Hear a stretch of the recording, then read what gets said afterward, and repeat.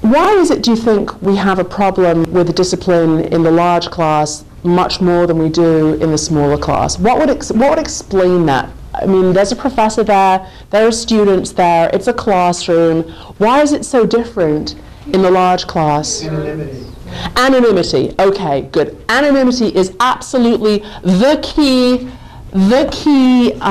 enemy in the large class.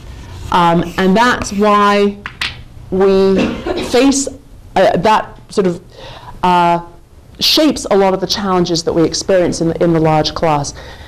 And so one of the things that we can do right from the beginning is try to fight that anonymity. And that was what I caved into that first disastrous large class that I taught, was I just figured, it's going to be anonymous, treat it that way. I don't think I knew any students' names by the end of the semester, or only the 3 who, raised their hands sleepily when I would, venture to ask a question.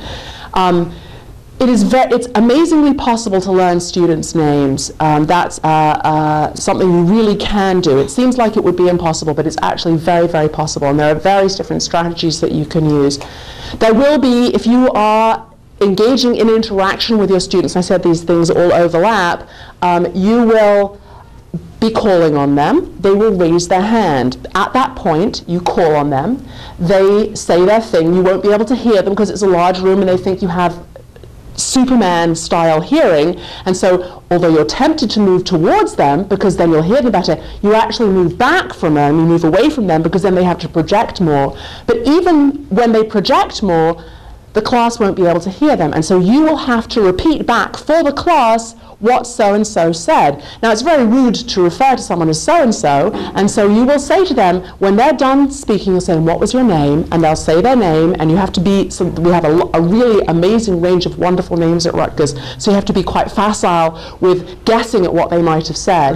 And then you say, so-and-so says, and then you can refer to so-and-so a couple of times, and that's the beginning of the process of learning their names. So that's one thing you can do, and that works in the small class just as well as in the large class. When someone asks a question, ask for their name, and then use it. And you will have a pool. If your class has 400 people in it, you'll have a pool of about 100 people who will answer questions on a regular basis. And so you will effortlessly get to know 100 names. Can you keep 100 names in your head? Probably not. That's a lot of names to keep in your head. And you all probably at this point have begun at least to master the art of making those associations. When they have a name like such and such, well, it rhymes with such and such, and their hair is such. I mean, they're teacher games. Teachers all play these games for remembering their students' names. Something else that you can do, though, is when the first assignment comes in, is ask them to give you a small photo, and then with their name written on the front, and then you can put those photos on poster board alphabetically, and then when you're on you put them up around your office, and then when you're on the phone or we have a boring phone call, you can learn names.